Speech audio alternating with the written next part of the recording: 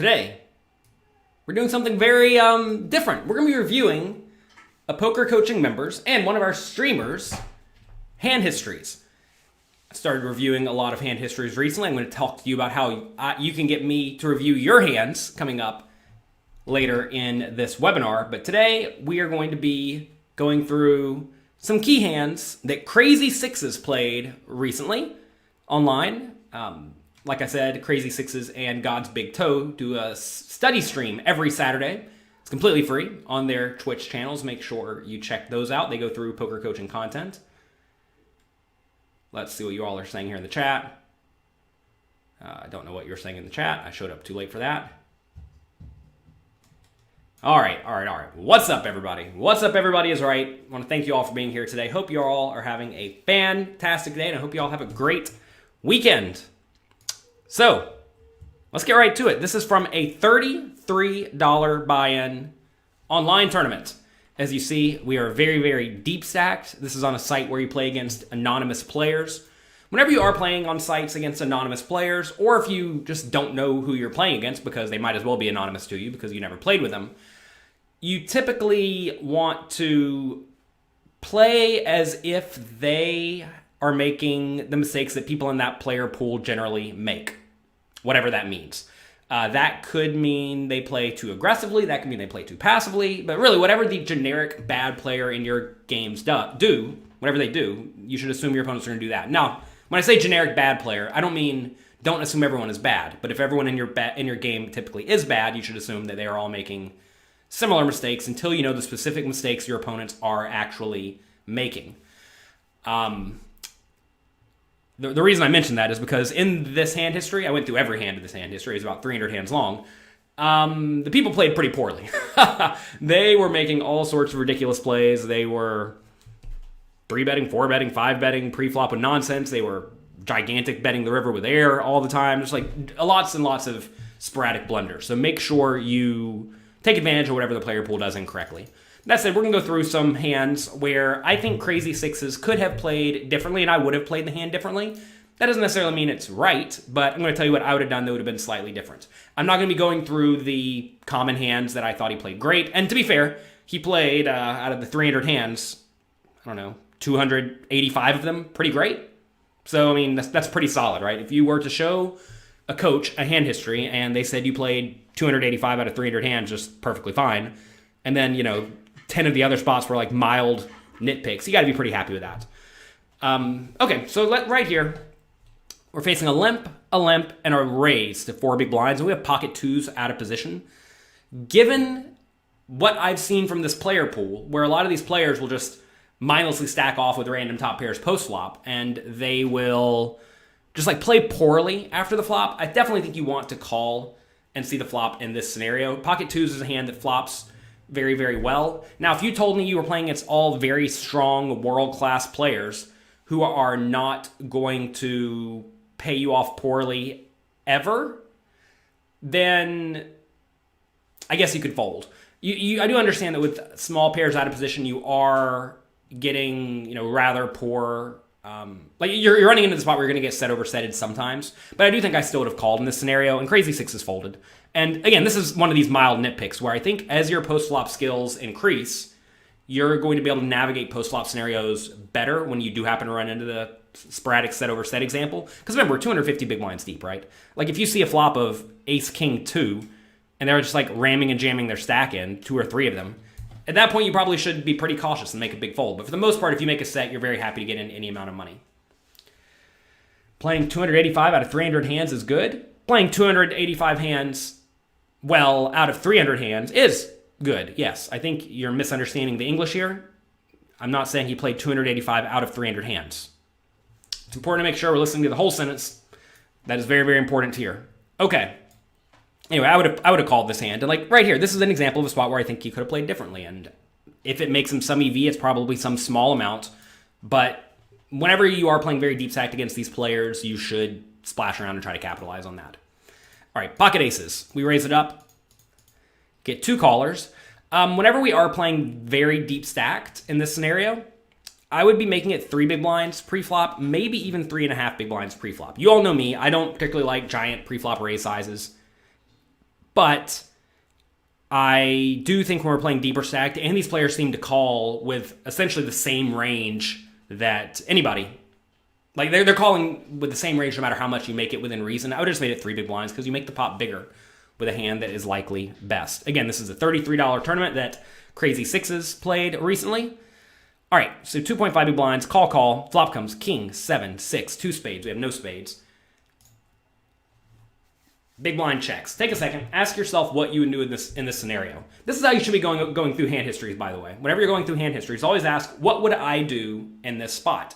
And then ask, am I defaulting to the player playing it perfectly, the coach playing it perfectly, or myself playing it perfectly, right? Because let's say Crazy Sixes wants to bet. Let's say I want to bet and you want to check. And you know that you struggle to beat $5 tournaments.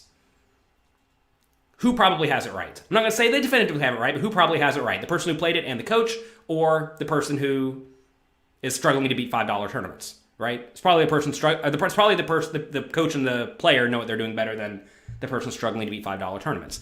Now, if you ever watch me reviewing the very, very high stakes hand histories, very often I assume that what I'm thinking is not right if it does not line up with the player, because I presume the players in those instances are better than me, right? So it's important to make sure where you are getting knowledge from, and it's also important to realize that what you think may not be optimal.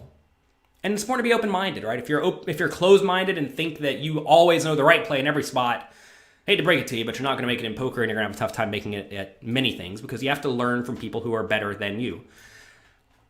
Especially if they've studied the game more and they've worked harder at the game and they've been around been in the game substantially longer. All right. Anyway, flop comes king, 7, 6, 2 spades, pots 9 big blinds. I would bet something like 6 or 7 big blinds in this scenario, which is exactly what Crazy Sixes does. This is a spot where we want to bet on the bigger side. We do not want to bet small, as some of you in the chat are saying. And the reason I don't want to bet small is because if someone has a king or a draw, you want to get more money in the pot immediately. So we definitely want to bet on the bigger side. Also, this thought process here, if I can't see king-queen folding, is not a reason to bet big, because you don't know your opponents have king-queen specifically. Like, yeah, obviously king-queen is not folding, but, like, what about pocket nines? We definitely want pocket nines to stick around. Is my eye okay? No, I had to go to the doctor today. Actually, the eye is okay. The eye will be fine. All right. Here we bet 6.7 big blinds. Both players call. Turn is the 5 of clubs. Big blind checks. Woo! This is a fun one, because now the way I would play this in a high stakes game is very different than the way I play this in a low stakes game. Take a second. Think about it. What would you do in this scenario? Would you check or would you keep betting?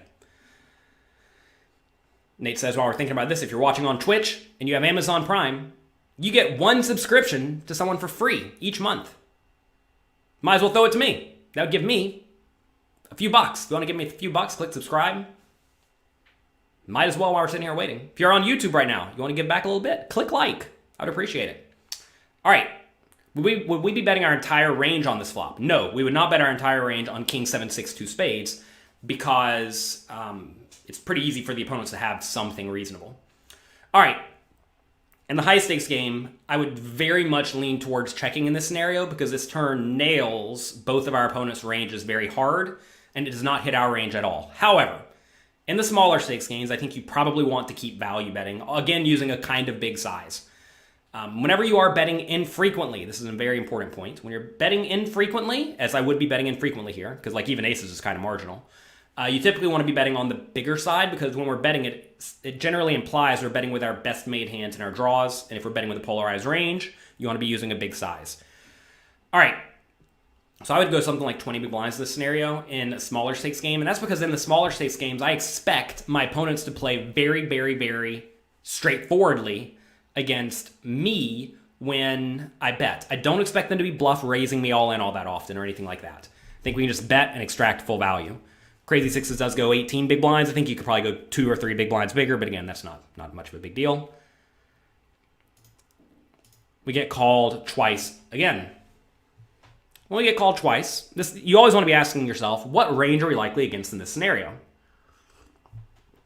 Well, it's probably going to be a lot of stuff like a king and draws, right? River's a 7. Big blind checks. And here, we have kind of the same dilemma as we had on the turn, right? Where we have the best hand the majority of the time, but every once in a while, we're running into a 7.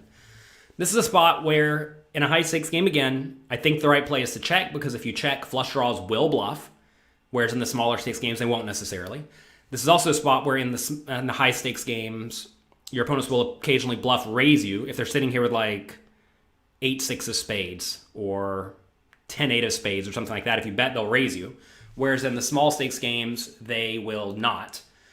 And when you bet in the small stakes games and get raised, I think you have a very easy fold. But I think in the high stakes games, when you bet and get raised, it's actually way, way closer. Especially since you don't block the obvious front door spade draws. So at this point, you have to ask, what are the odds either player has a 7? You got to think most of the reasonable, like the 7s that without a straight draw would fold the turn. Generally. Maybe they do, maybe they don't. But this is a spot where I like betting again. And I would also use like a medium-ish bet size. We're trying to get called by a king.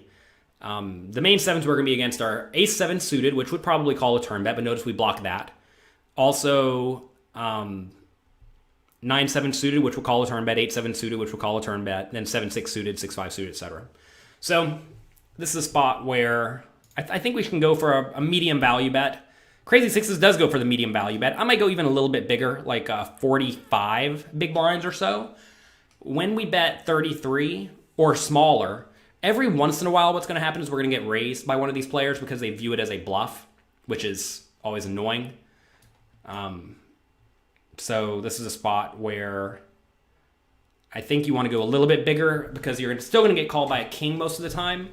And whenever you bet bigger and they still raise you, it's usually a very, very clear sign that you are beat. Whereas when you bet smaller and they raise you, sometimes you're inducing a bluff. Someone says they could have ace-7 of clubs. Well, no, they couldn't because we have that. Have we ever used a multi-way solver? Yes, there's a program called Munker Solver you can use. I used it to write an entire chapter of my newest book, Excelling at Tough No-Limit Hold'em Games. One of my chapters there is completely about multi-way post-flop scenarios. This is a spot where solver would definitely look to check the turn, like I said, but we're not using the solver here because we're playing against the small stakes players. All right, so anyway, we bet, get called, and we win the pot. I wonder if this shows what the opponent had. Nope, doesn't show us. All right, good. We shipped it. See a lot of you trickling in. Have you missed a lot? No, we've been here for 15 minutes. According to Sharks, if you have an average ROI of 30% and a total ROI of minus 15%, when will the total equal the average? Well, you probably have a very bad ROI in your higher stakes games. So you play smaller stakes and you'll realize your ROI better. Whenever you have a big swing of buy-ins, the higher buy-in games are going to impact the actual results way more than they normally would. So if you care about having consistent results and whatnot, play games of the same size. Don't have a big spread.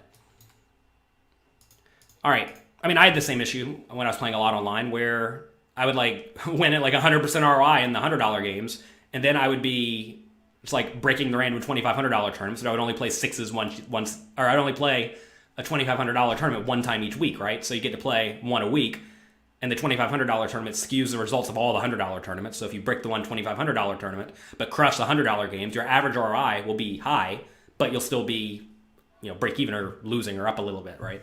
So ideally, if you're trying to not have swings, then you want to not have a big spread in tournament buy-ins. All right, under the gun raises to 3 big blinds. We have pocket tens in the hijack seat. Easy call in my mind. We could 3-bet this. I have no problem with this, but we could 3-bet this. Do I plan on playing on Bovada in the near future? Not really. If there's a big tournament series coming up, maybe. I tried playing on there a Sunday or two ago, and really they didn't have a ton of games. They had some, but not a ton. Not enough to like make me roll out of bed and stream all day. But if they have a big series coming up, and it actually is a big series, I would certainly consider it. All right, raise, call. 3-way pot, under the gun, bets 4.5 big blinds on a 9-5-3 flop. This is an easy call. Again, if your opponents are particularly loose, passive, call happy, then you can raise, I suppose. This goes back to the idea of how like bad and straightforward are they. Someone saying, was poker really easy back in 2007? I mean, they play about like they play on this site here. Honestly, I have not seen people play nearly this bad as they played on this site. So this is a scenario where, I don't know, I used to think the games were easy back then. Maybe they're still pretty easy now. Why would we flat tens pre-flop? Because if you 3-bet tens and get 4-bet, it's miserably bad. Whereas if you call, you always get to see the flop. You can always call 3-bet, can always play well. This site is Bovada. Again, unlicensed, unregulated site. Only keep money on there that you don't mind having locked up. That said, I've said it many times, Bovada has been the site that has done the best job of skirting the law for the longest. So, you know, I currently have $0 on Bovada, full disclosure. And that's about as much as I plan on having on there in the near future. But hey, if you tell me they have a good series, maybe we'll load it up and gamble. Anyway, you want to be 3-betting against under-the-gun raisers with a very, very polarized range, which is going to end up being just like very, very strong hands. We have pre-flop charts at pokercoaching.com. Go get them in the tool section. They're completely free. You do not want to be 3-betting pocket tens. It's a big mistake against under the gun. All right. Flop comes, I would call the vast majority of the time, again, unless I think the opponent's just really, really bad, really, really calling stationy. And again, just because the average player on these sites may be kind of bad does not mean that you should just assume the players are splashing hard. All right. Turns to 6, opponent checks. Easy bet here. This is a spot where I think you want to be betting probably about 12 big blinds or so, and that is exactly what Crazy Sixes does. So another nice bet by Crazy Sixes. We get called. River's is 7. And here we have the best hand the majority of the time, but if we bet and get called, we are going to lose to better overpair some portion of the time. I would just let it go check. Obviously, you're not so worried about being against an 8. The problem at this point is that we do have to be concerned with being against random slow-played overpairs that just aren't going to fold. So you may say, but they would always bet overpairs if they have them on the turn. But you don't know that. Why not overbet the turn? Because we have to presume the opponent's range is generally weak. If you overbet the turn, your opponent's going to fold all worse hands and call with all better hands. You want to be betting big in scenarios where your opponent's range has some hands in it that can still reasonably call if you bet. So this is a spot where we don't need to bet the river. And I don't think you should completely discount overpairs. Does go check. We are going to win this pot the majority of the time.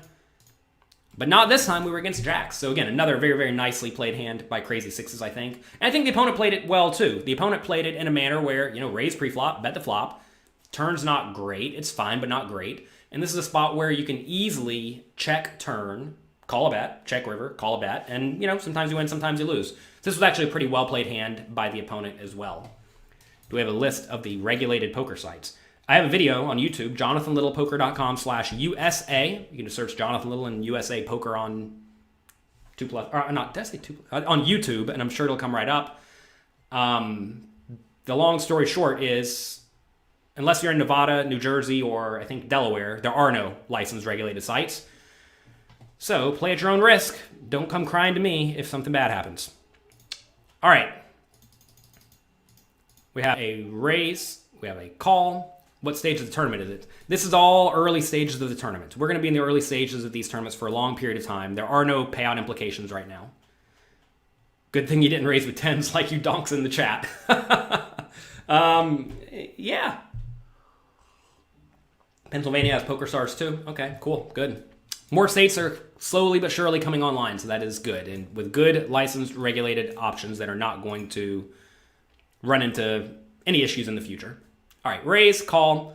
Queen 8 suited here is a spot where I would call basically every time. Queen 8 suited flops decently well.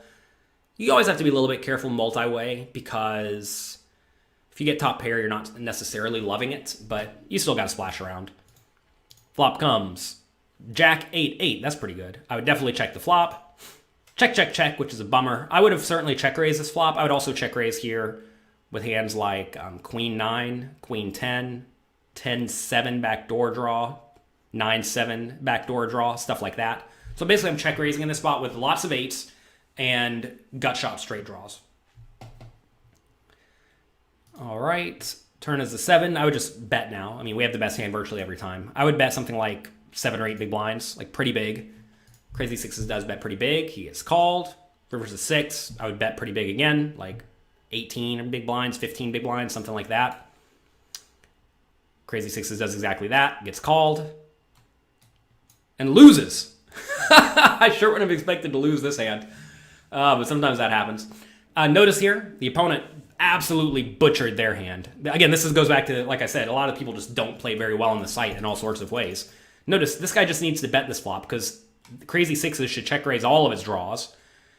This guy is going to have like under pairs, like 10s and stuff sometimes. Maybe even checking random jacks. So this is a spot where this player should certainly bet the ace-8 if you do randomly have it. And I would have check raised with the queen-8 suited. This guy would have called. I would have then blasted turn, blasted river, and got stacked. So good thing this player played it very, very poorly. And a lot of people look at it and say, ouch, that's brutal. But I'm like, no, this is great. Are you kidding me? We were supposed to lose our entire stack here, and we lost almost nothing. This is perfect. This is why you want to play in soft games. Because this person just essentially dumped 100% ROI to you, or whatever amount you saved in your stack, which has to be half a stack or 2/3 of a stack or something like that. So this is beautiful. This is beautiful. Are you guys kidding me? Don't say ouch. I'm not worried about this. This is great. Like whenever you see this happen, when you're sitting here playing a tournament, in your mind, you should be thinking, oh, this is a good game. Not, oh, I got bad beat, I'm pissed. No, we're thrilled. We are absolutely thrilled, everyone. All right, limp. Crazy Sixes raises to 4 big blinds out of his 56 big blind stack. I would have raised bigger here. This is a situation where facing a limp, you typically want to raise to about 4.5 big blinds or so, maybe 4 big blinds. When there are additional limpers, you typically want to raise this a little bit bigger to like 5 big blinds or 6 big blinds or 7 big blinds. Basically, 4 big blinds plus 1 big blind for each additional limper.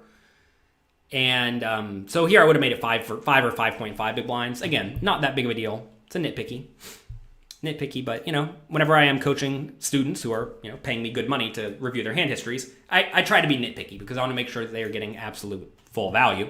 So I would have raised this a little bit bigger. Both players call. And to be fair, maybe if I had Crazy Sixes on the line here, he would say something like, I raise small because I don't really care if they stay in the pot. And they're going to play really, really poorly post-flop. Now, again, I always have a hard time giving my opponents like that immense amount of lack of credit because I just presume they're going to play at least okay. But I mean, so far we've seen people messing up left and right? So maybe I actually do want to keep them in the pot. But usually you don't really care if they fold pre-flop. And if you make it a little bit bigger pre-flop and they still are going to lose more pots on average to you because you're in position, then you're just going to print more money by raising a little bit bigger.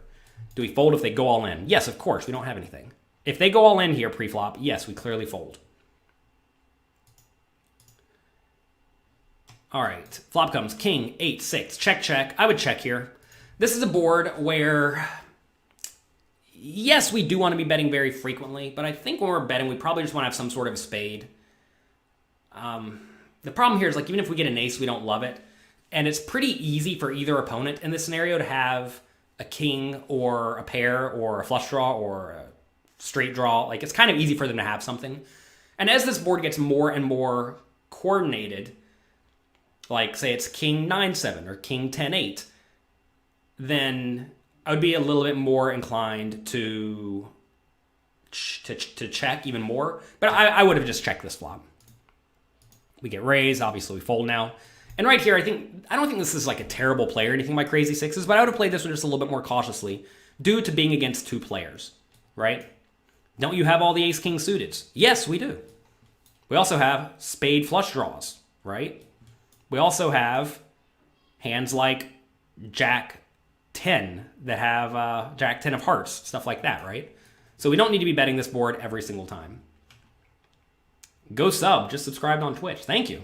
I appreciate everyone who signs up, subscribes on Twitch, twitch.tv/Jonathan Little. Academic said you registered for poker coaching and you shipped a $33 tournament for $7,700. And then instantly upgraded to one year of poker coaching premium. Great, I'm glad to hear that you're crushing it. Good job. All right. So I don't think we needed to lose any money in this hand. So that's a spot where I would have sidestepped that and lost only a few big blinds. Facing a raise, I would call with the pocket twos. But notice again, crazy sixes folds. Maybe crazy sixes only likes pocket sixes and not pocket twos. So far, he's folded twos twice in spots where I would have reluctantly set mine. The times I would not call with pocket twos from the button or cutoff here are when I expect to get 3-bet very, very frequently. Now, maybe there's a chance that crazy sixes knows these players yet to act are crazy, and they're going to raise or re-raise very, very frequently. But, you know, if you don't know that, I would definitely call and try to make a set. So again, not a big deal, but matters. Things like that matter. 3 big blind raise and call. This is very much like that queen 8 suited hand earlier where I would call. Crazy six is folded though. If you're facing even a smaller raise, like 2.5 big blinds, I would definitely call. But the offsuit hands, I would fold. Like say I have a king 4 offsuit, I would definitely fold here. But king 4 suited I think is good enough to play. At what stack do we no longer call with the pocket twos? Well, the thing is, if you get down to like 20 big blinds, you can't really call anymore. But at that point, you should start going all in. So, like, we're playing this hand. The question is, how are we playing it?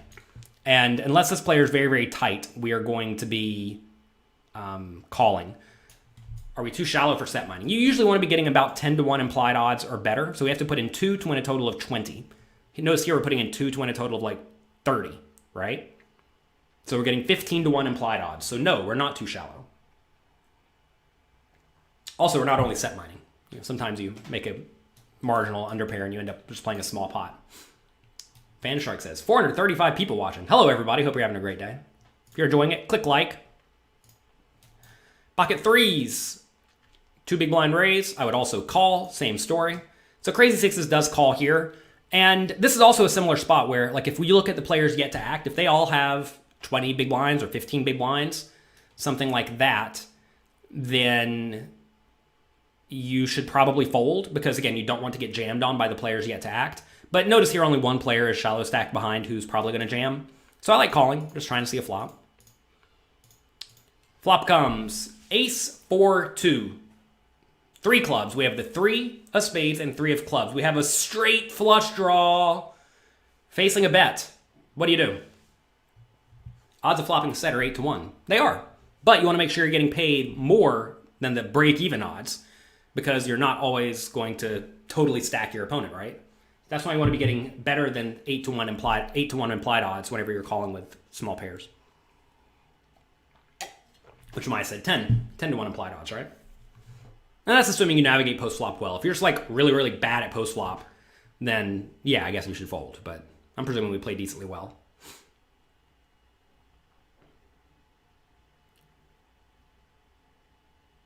It's good. God's Big Toe here. We reviewed one of his hands recently. It said Crazy Six's turn. Last time we reviewed God's Big Toe's hand history, he instantly went on a 20K heater. Good. All right, in this hand, I'm just folding. The reason is because, like, what do we even want here? There's nothing we can get.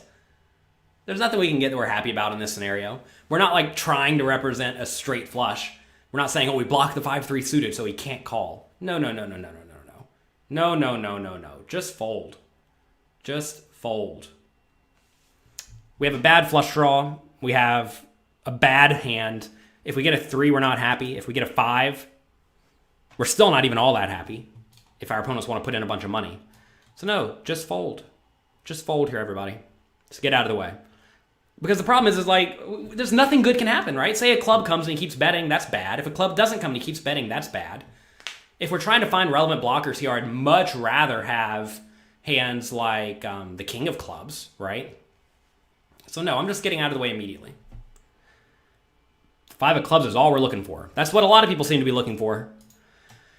Get just a stone brick on the turn, the opponent bets again. I mean, I would still just fold. So, I mean, now he folds. And I think right here again, I think you just lost a few too many big blinds in this scenario. I don't know why everyone in the chat's like really going off saying, oh, but you can make a straight flush. Like, you know, a straight flush doesn't come very often, right? As Anthony correctly did the math here, there's only 1 out to the straight flush. 1 out of all the cards in the deck is not very many. 1 out of not very many is not good implied odds. So I get the idea, like, yes, we have a flush draw, yes, we have a straight draw. The problem is that we have pretty bad reverse implied odds here, where if we get a straight and all the money still goes all in, we're very unhappy. We're going to lose most of the time.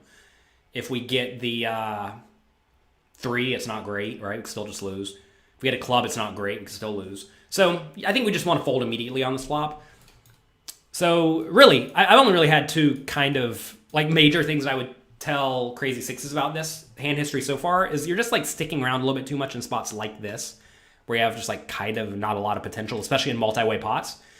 And also, like that ace-jack hand, I just wouldn't even continuation bet. So I'd be a little bit more cautious in these multi-way pots. If we were heads up, I would definitely call, because then there's more likely the flush is good, more likely your pair of 3s is just good immediately, right? But we're not heads up. We have this other player in this pot who very easily could have something, right? So don't forget that other player gets to have something sometimes.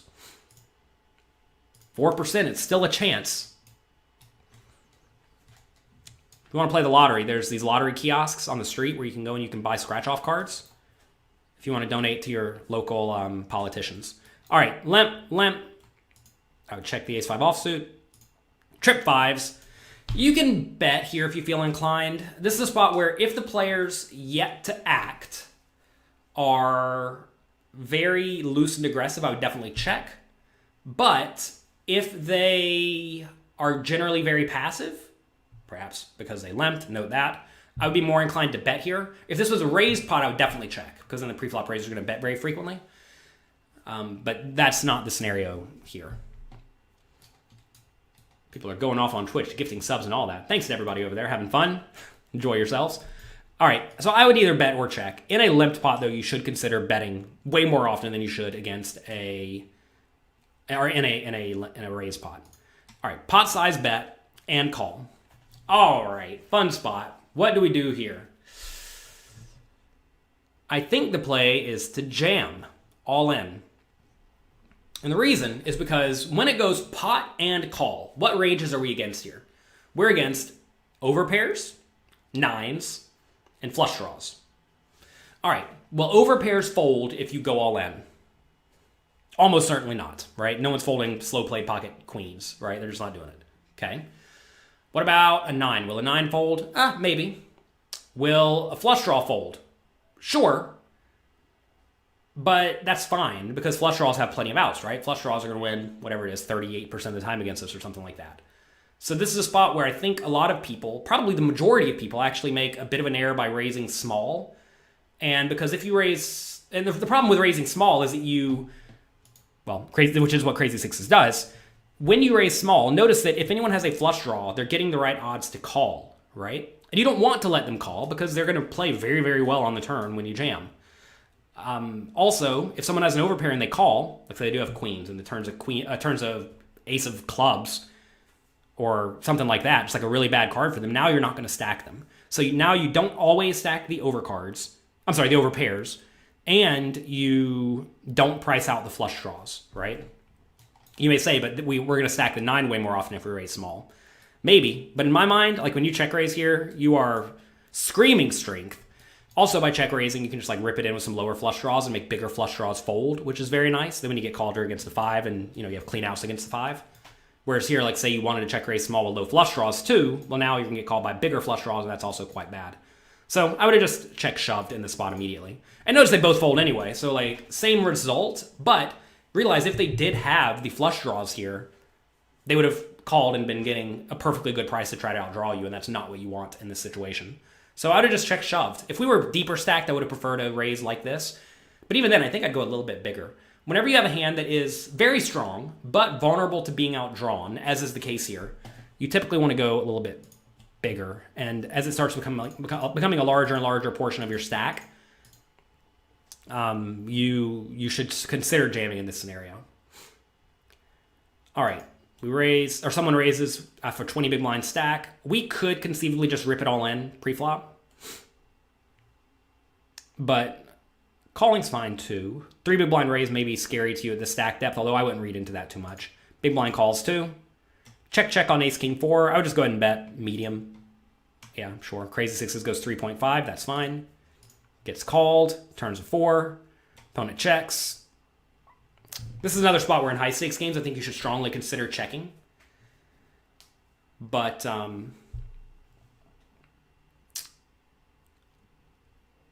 think against these players, this may be another one of those scenarios where you can go for a small bet with the idea that you're going to fold if you get raised. So go like 5 or 6 big blinds.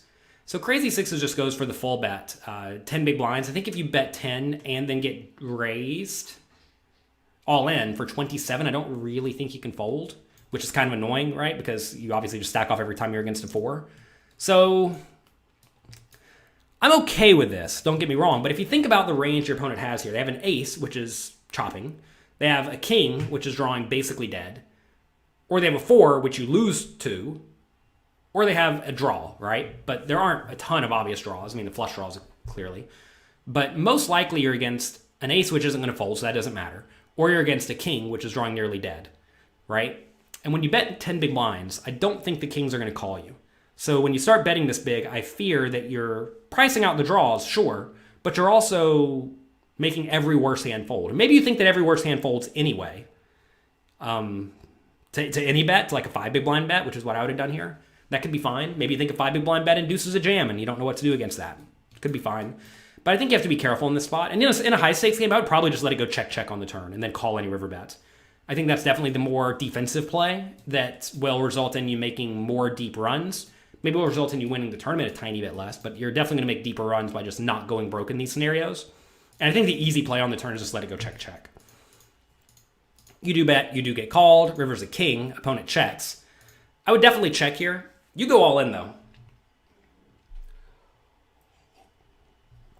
Now,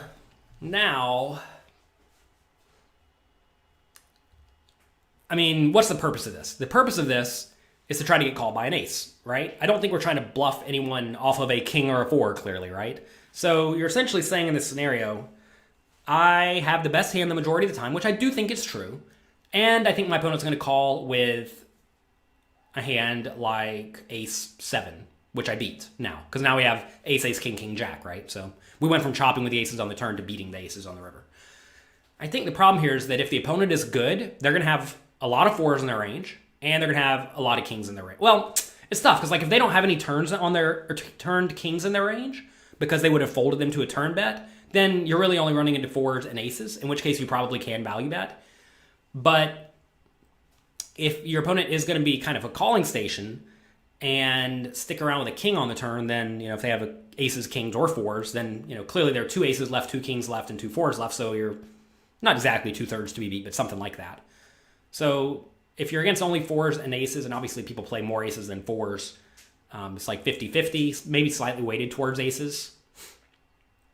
So I think this bet is more reasonable than a lot of you in the chat seem to think it is, because we realistically do have the best hand a ton. The question is, will the opponent call with like ace 7 in this spot? And maybe they do, maybe they don't. You don't think a 4 is in your opponent's range. You don't think your opponent's going to call a raise preflop with reasonable 4s, ace 4, king 4 suited, queen 4 suited, 7 4 suited, 6 4 suited, 5 4 suited, 4 3 suited. You don't think they're going to check call the flop? They definitely are. You think they're not going to fold to a turn bet? Or you think they're going to fold to a turn bet when they get a 4? Definitely not.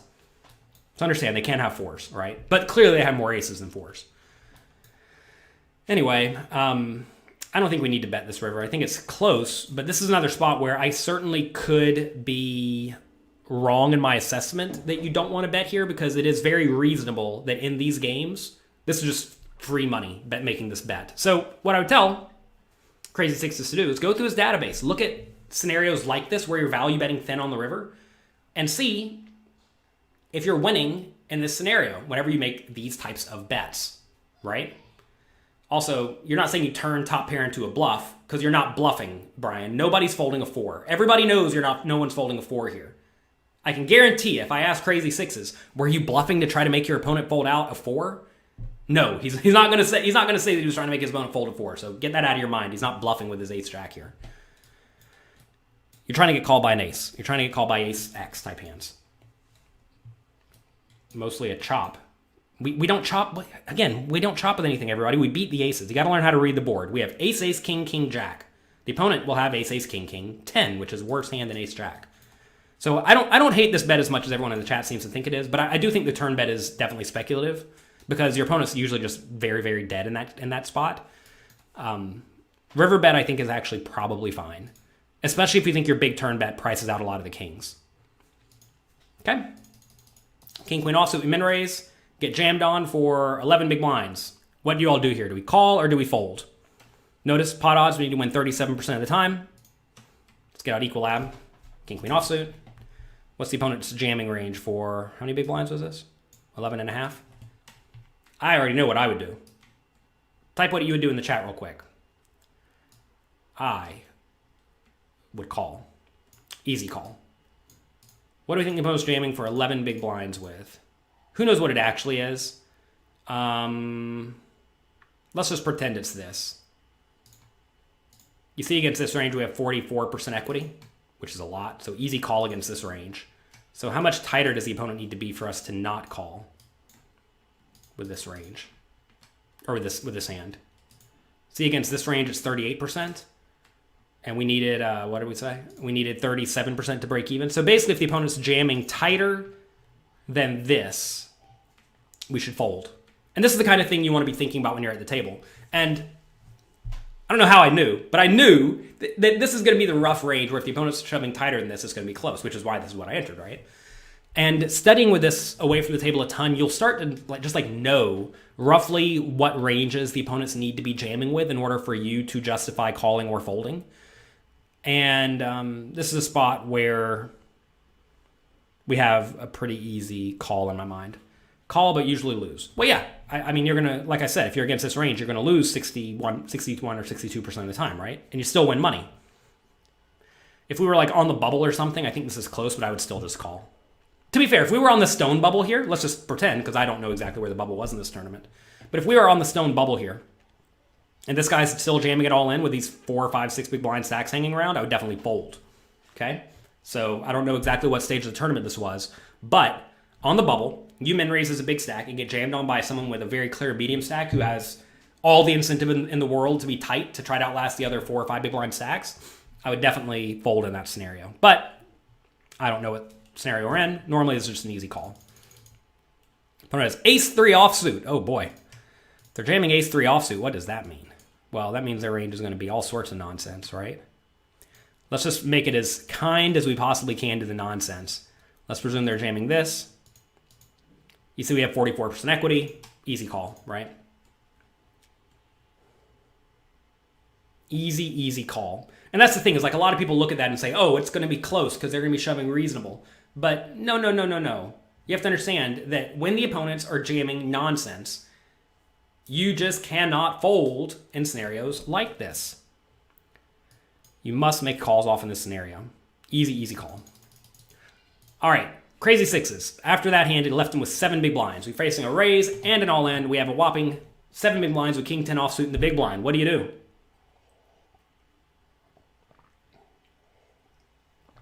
I want to thank all of you for being here with me today, by the way. Realize you could be watching anyone, doing anything. Glad you're here learning with me.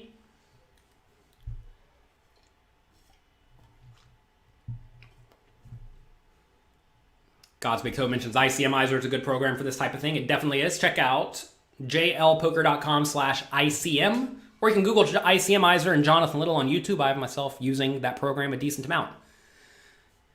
All right, easy fold here. Facing a raise and a short stack all in. King 10 offsuit is in terrible shape. Terrible shape. You have to fold. Even though we have no chips, fold, move on with your life. Easy, easy fold.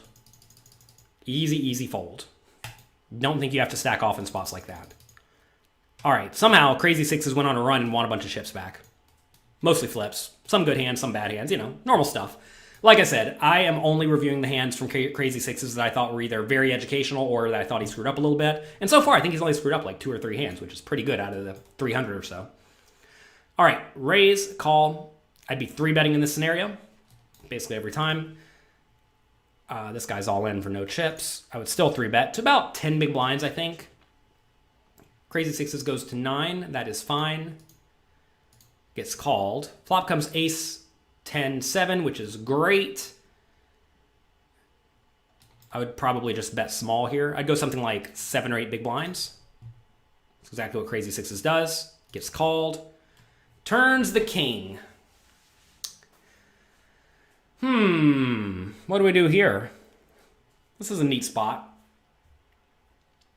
I think this is a reasonable spot to go for a check or a big bet, one of the two, depending on how you expect the opponent to react. I don't think I'm going to go for a small bet here. Because really, like, what hands do I actually want to bet small with in this scenario? Like, I mean, just come up with some hands that even make sense to bet small. There's not a ton. If we jam, you got to think an ace is just not folding. If he does have a hand like Jack 10, I don't really want him to call a 6 big blind turn bet anyway for all those saying bet tiny. 25 big blinds, that's so almost all in. I don't really love almost all in. This is probably a spot where we should bet using a big size, but I could get behind any strategy, really. Crazy Sixes does this 15 big blind bet, and I'm not sure about this. I'll tell Crazy Sixes, run it through the solver, see what it says. The reason I don't love this is because the opponent should just fold a ton, right? I mean, it's kind of obvious you're not running very many bluffs here. That's my big problem with bets like this, is whenever you put in half of your stack on the turn in a spot where there really aren't a ton of obvious bluffs for you to begin with, you're probably just not bluffing. You probably just have a good hand, right? And if you just have a good hand, then your opponent should fold everything. Like, I'm sitting here, trying to sit here. If I'm in my opponent's shoes with, like, any bad ace, like ace 8, I mean, I'm definitely folding. Like, easiest fold in the world. And that's not good. I want to put my opponents in spots where they're in a guessing game. But maybe it's just not possible to do here. Which is why I think checking is actually kind of reasonable. Because if I had pocket queens, I would definitely check. Does 9-8 suited jam? We don't have 9-8 suited in our range. I'm never 3-betting 9-8 suited here pre-flop. Never in a million years. So I think in this spot, I want to look as weak as I realistically can. Also, it's highly unlikely the opponent has too many outs. So I think I'd rather check and make my range look very, very weak in this spot.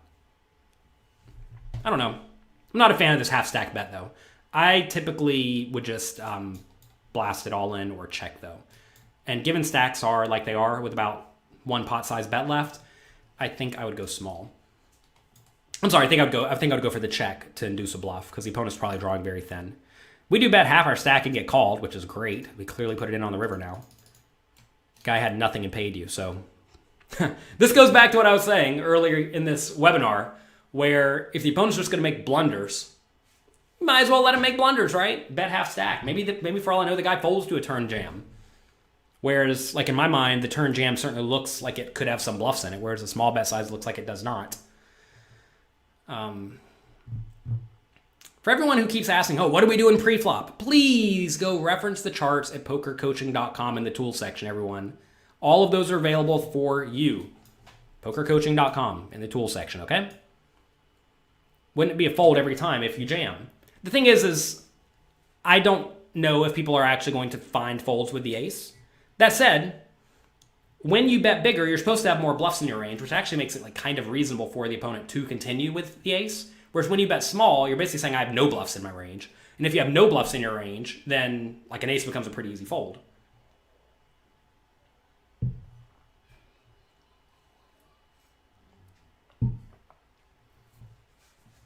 All right. Does the opponent not have queen jack suited? We're not worried about being beat here. You have to understand, when you have an effective nut hand, we are not worried about that scenario. Sometimes you're going to lose.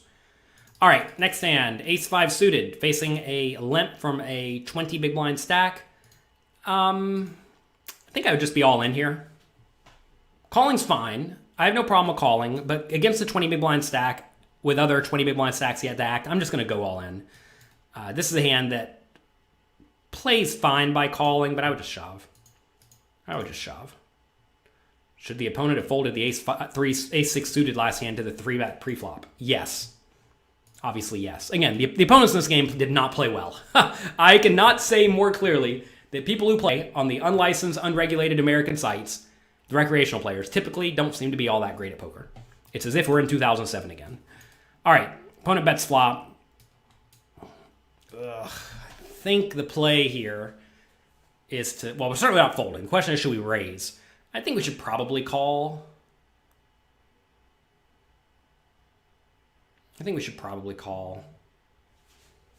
Raising is fine. The problem is like ace high has some showdown value here to the point that I'm not sure we should raise.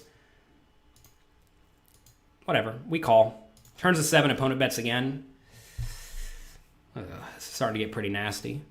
This is another pretty nasty spot where I think we have to call. We do beat random overcards. The opponent's not guaranteed to continue bluffing every time, by the way, if they do have overcards. We also have outs, right? 5 could be good. 4 is definitely good. Ace is probably good. The problem is pot odds, right? If the opponent bet bigger on the turn, we would fold. But when they bet tiny like this, we really do need to stick around a decent amount of the time. So pretty gross spot. Like I said, I would have just jammed pre-flop. Would have made our life a whole lot easier. River's an ace. That's good. Opponent bets small again. Easy call. With top pair now. Who knows what the opponent's doing? Like, I have literally no clue what this kind of hand is going to be. Bet small on the or bet regular on the flop. Bet tiny on the turn. Bet tiny on the river. What is he doing? I think we're going to be showing like 9-7. Like, I don't even know what in the world this guy could possibly have to play this hand this way. Goes for thin value on the turn and thin value on the river? Like, I don't even know. Whatever. Not going to fold to a tiny bet. Oh, king 10 offsuit. Total airball for no reason. All right, sure. Notice if we shove pre-flop, we just win the pot immediately, which is fantastic. No. Bovada is not a licensed, regulated company that operates in America. Do not think that that is the case. Don't listen to anyone who tells you otherwise. If you live in America and you play on a site that is not regulated in America, we're not going to go into the laws here, but it should be pretty obvious that you don't want to put lots of money in something that is clearly breaking the rules. Okay? Be smart, everybody. Don't be a fish. Don't be a fish. Look, we don't need to deal with the internet trolls here who are being paid by the companies that are sponsoring activities such as unregulated gambling, okay? Go to their streams if that's the kind of thing you like. Here, we're just going to speak open and honestly and understand that when you put your money somewhere that is unregulated and that is breaking the rules of a country, bad things may happen. So don't be shocked if they do. All right. Raise, call. Which sites does Jonathan Lowe recommend? The licensed, legal, regulated ones. I personally prefer Party Poker. I think they're great. PokerStars is great. Sites like World Series are fine. Don't particularly like their software, but they're fine. Here we raise. Continuation bet flop. Get called. Turns a 7. I think I would probably go ahead and triple this one. This is a spot where we have the very, very clear draw. The problem is that if we bet and get raised, it's pretty nasty. I get the idea that if you bet and get raised, it's pretty bad, so you would like to sidestep that. But I don't really see another good option. I mean, if we do let it go check, we're obviously betting the river. But I think we want to put the opponent all in. Very, very late in tournaments, you very much want to put your opponents at risk. And whenever you let it check here, if the opponent has any marginal made hand, they have a pretty easy call on the river, on like any river. So I think I'd rather just go ahead and triple this. Crazy Sixes does not, though. Did I say to fold the ace-5 suited? No, I didn't, David. Go back and try to re-listen to that. All right. Check on the river. I would bet here. Crazy Sixes goes for the small bet, which I think is like fine. But again, like now it's pretty easy for the opponent to just easily call the 10, right? So I like the bet, but I would have certainly just bet flop, bet turn, bet river in this scenario. You get check raised all in, obviously fold. Look, everyone here seems to have, or a lot of people in this chat seem to be very clueless about the laws and regulations in America, so we'll make it very quick and easy for you. It is against federal laws and most state laws for any company to offer a gambling game to an American citizen that charges a rake that is not regulated by the state. Okay. What are the sites not licensed and regulated doing? They're offering you games that take a rake, and they're not regulated by the state. Therefore, they're definitively breaking the laws of the United States. You, as a player, may or may not be breaking the laws of your local jurisdiction. Check it out. Just because you do not have options to good, licensed, regulated games does not mean that all of a sudden you should just go play on the shadiest places you can possibly find. Just because a game exists does not mean you have to play it. There's an underground game that takes place a block and a half from where I live. It's supposed to be good. I'm not going because it's known to not be on the up and up. And I have no desire to do that, right? Could probably make some money. They're probably not going to cheat me But I'm still not going to go there because it'd be dumb, right? I would have to hope all of you aren't dumb. I mean, I hate to sound a little bit harsh about it, but it's just true. So listen, whenever you're going to play on an unlicensed, unregulated, illegally operating site, keep the absolute minimum amount of money on there. Like I always say, keep 1 day worth of money on there. The site is not as safe as a US regulated bank like some of their promoters will try to tell you. And please, please, please don't dump your money into a fire pit. And if you do, don't come crying when it actually happens. Okay? Thank you. That's all. But I mean, you see what I do, right? I keep 1 day's worth of volume on the sites that I play on. Certainly wouldn't keep more, because that would be foolish. And we're not fools, are we? All right. Kings, we raise it up. I think a lot of people think that me saying that it would be foolish to play in those games is me like somehow telling you you're a bad human or something. That's not what I'm saying. I'm just saying you need to be smart with your money, assuming you care about your money. I'm in a fortunate spot where I don't even care about my money all that much, which is why I'm willing to put it on there. You all see me when I stream online. We'll be gambling, I don't know, $10,000, $20,000 in the day. And that's fine. 1 day's worth of volume. 1 day's worth of volume. He's just saying be careful. That's right. And a lot of people, they have not, they haven't been screwed. They haven't been screwed by a site in a long time. To be fair, the sites have done a reasonable job not screwing people in too long of a time. And most of the unregulated sites have had free reign to do whatever they want since for the last 2 or 3 years. Maybe they will for a long time to come. Who knows? But whenever things do inevitably shift, be careful. Be careful. All right. Here we have pocket kings. This guy, we raise, this guy calls. Opponent checks.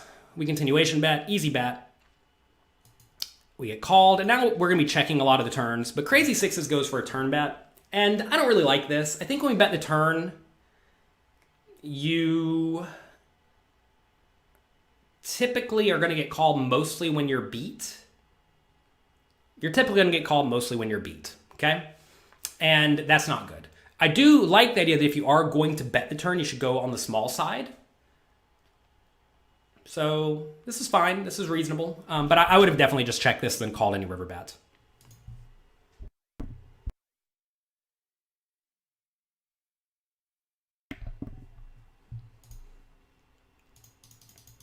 Seems like whenever I talk about these online sites, it's almost like people get religious about it or something. Like, I play on this site. They've never stolen from me. Therefore, they must be legit. I hope you can please take a second, take a step back, and realize that just because things have gone well for the last year or two does not mean it's going to go well indefinitely. And again, recognize all I'm trying to do is help you not lose your hard-earned money. An easy way to have you lose all of your hard-earned money is to get your hard-earned money, give it to this person over here, they take it, and they lose it. And now you don't have any money anymore, and you didn't even do anything besides make the bad decision to give that other person your money. So be smart, everybody. Be smart, everybody. All right, facing a raise, I would defend the big blind, king 4 offsuit. We check, opponent pots it. Woo! What do we do here?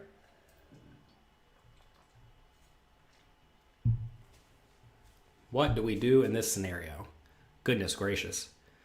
As nasty as this is, I think this might just be a fold.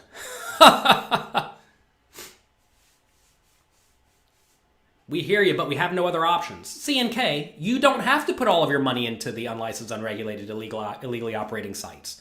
I think that's what you're failing to understand. Just because if you have $20,000 to your name, you really don't want to take that and put all of that on a poker site. That wouldn't be very smart. So you have other options. You can keep it in the bank. You can keep it in stocks. You can keep it in golden bars. You can keep it in cryptocurrencies. You don't have to put it all on the sites. Please don't think that you must put all of your money in exactly one place. Okay? Be smart, everybody. All right. So here, I would fold. This is like the weirdest spot in the world. I'm not trying to fold deep in a tournament. But what's the guy potting it with? What portion of your range do you defend if not an ace? Oh, I'm defending a lot here. Defending a lot in these scenarios. I'm trying to think, like, where would be a worse place to put your money than an illegally operating gambling site? I was going to say Beanie Babies, but, like, it's probably better to put your money in Beanie Babies, or... I don't know, like, where would be... A bonfire might be better? I mean, at least it'll keep you warm. The garbage. Yeah, don't put it in the garbage, right? Because, I mean, the garbage, that's actually going to cost money to get rid of. If you're going to put it in the garbage, at least putting it in the recycling bin, right? BitConnect, yeah, that'd be a good one. CryptoKitties, yeah. CryptoKitties is probably definitely better, if I had to guess. Horse racing is definitely better. You're going to win at that sometimes. All right, we're getting off track here. You all are sidetracking. We're trying to review a poker hand history here. All right. Here we have a raise. I would be all in with this King 9 offsuit. This seems like a spot where, unless I think this initial raiser is very, very tight, we need to be all in. This is a hand that does not flop well at all, but the high card is reasonable. I typically prefer to jam in these scenarios.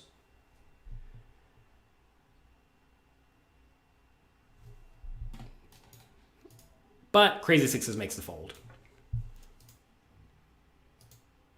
And that's fine. I don't have a problem with the fold, but I would jam. King 9 offsuit, a jam what? Is that a sentence? Whenever you're shallow stack with 15 big blinds, I think you need to be jamming just a little bit harder than a lot of people do, because I think you end up blinding out. Crazy sixes did get the double up though, so that's nice. Here he raised it up with ace 5 suited. 9, 9, 4, 2 clubs. Clucks, you have to understand that with the King 9 offsuit hand, people with the big stacks raise too wide, and therefore they're going to fold too often to a jam. Your opponents are not playing perfect GTO strategies, especially with the big stack, especially deep in tournaments. They're usually raising far too wide, and if they're raising far too wide, you in turn get to jam far too wide, and you're going to print money, right?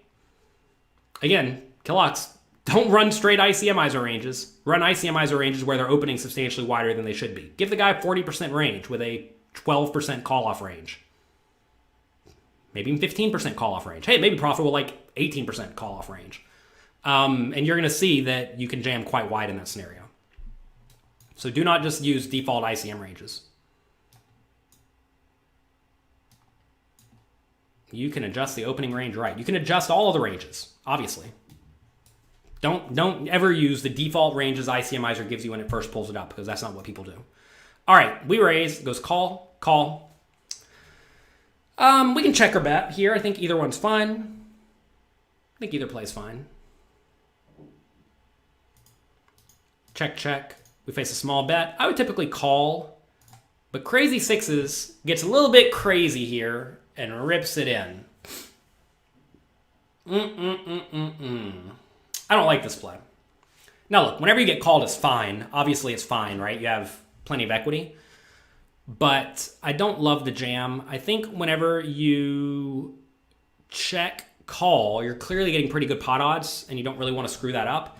Also, when you check jam, you're going to get called by all the nines, and you're going to get called by various pairs, which, you know, you're fine against, but you're not loving it.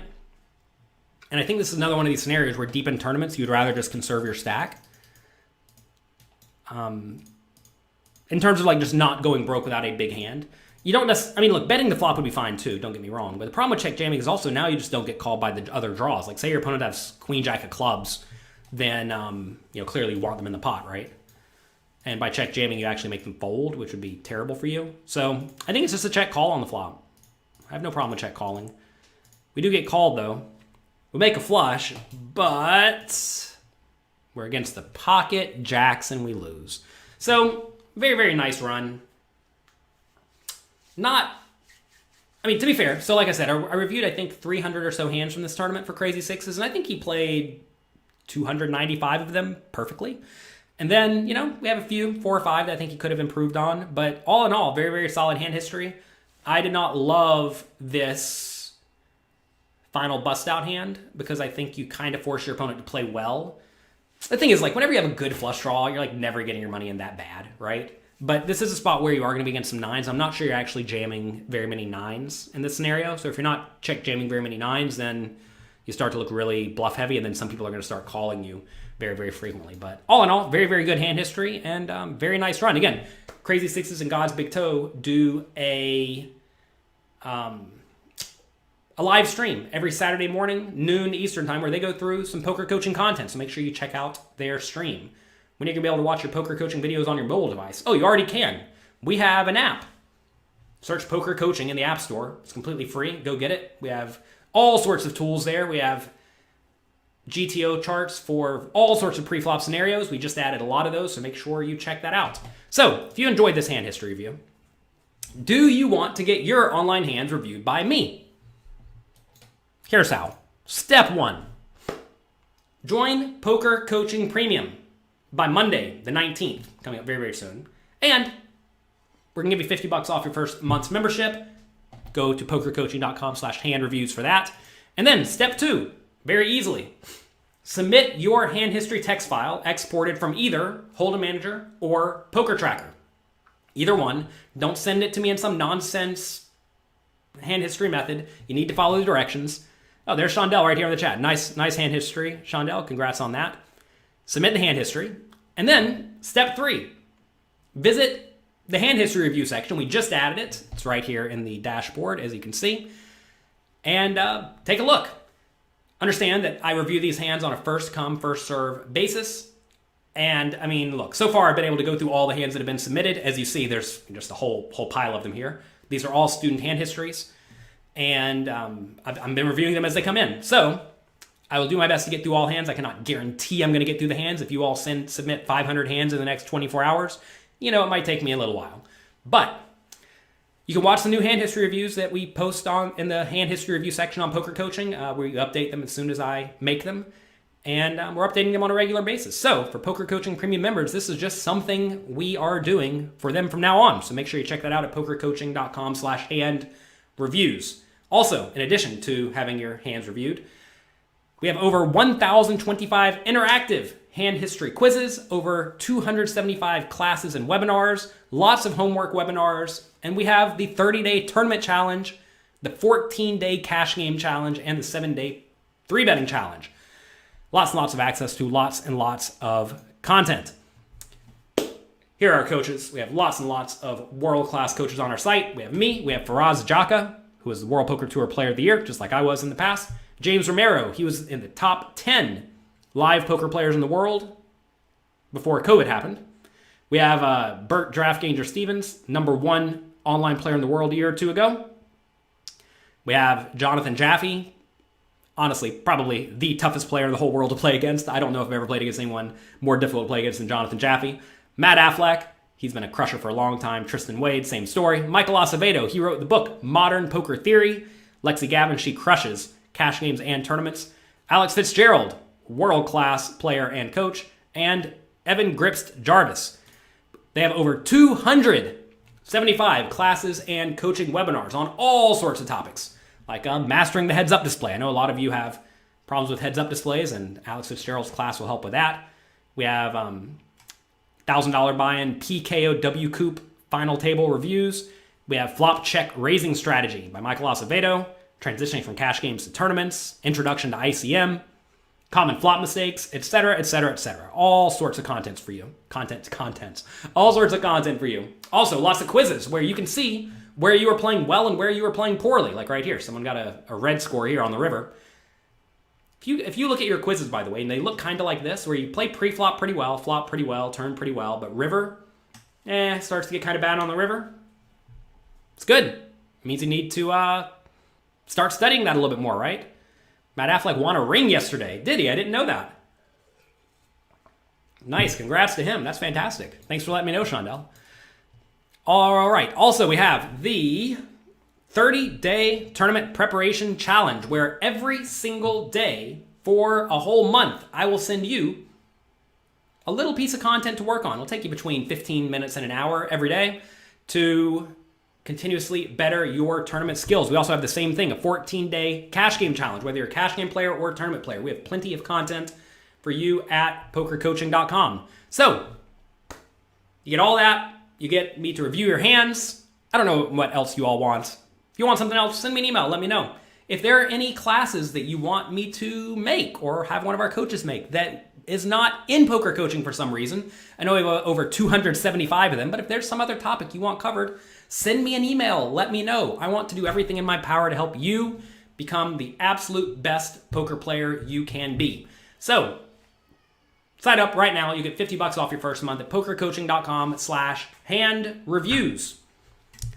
That's going to be it for today. I hope you enjoyed this webinar. Thanks again to Crazy Sixes for submitting the hand history. Good job on it. Nice deep run. I like the way you played basically all the hands, so that is great. How much is it per month? It is $99 per month. First month is $50 off, though, and if you don't like it for any reason, let me know within 30 days, and you can get a full refund. If I do not help you get substantially better at poker, I do not deserve your money. So what we try to do is we try to make the price very reasonable. If you cannot afford $100 a month, well, $50 for the first month, realize that if you're playing poker for like any amount of money at all, if you're buying into $10 buy-in tournaments and you do it once a day, it's $300 a month you're investing in poker. You need to be spending some money to make sure you're not throwing that $300 in the trash.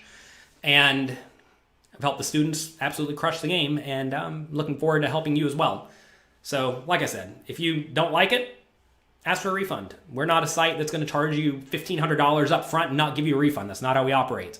I am very confident that you're going to sign up for poker coaching, you're going to enjoy it, you're going to learn from it a ton, and you're going to stay a member indefinitely. And we're going to help you improve your skills. So that's that. Good luck in your games. Have fun. Thank you all very much for being here. If you enjoyed this video, click like, click subscribe. I appreciate it. Good luck in your games. Have a fantastic weekend.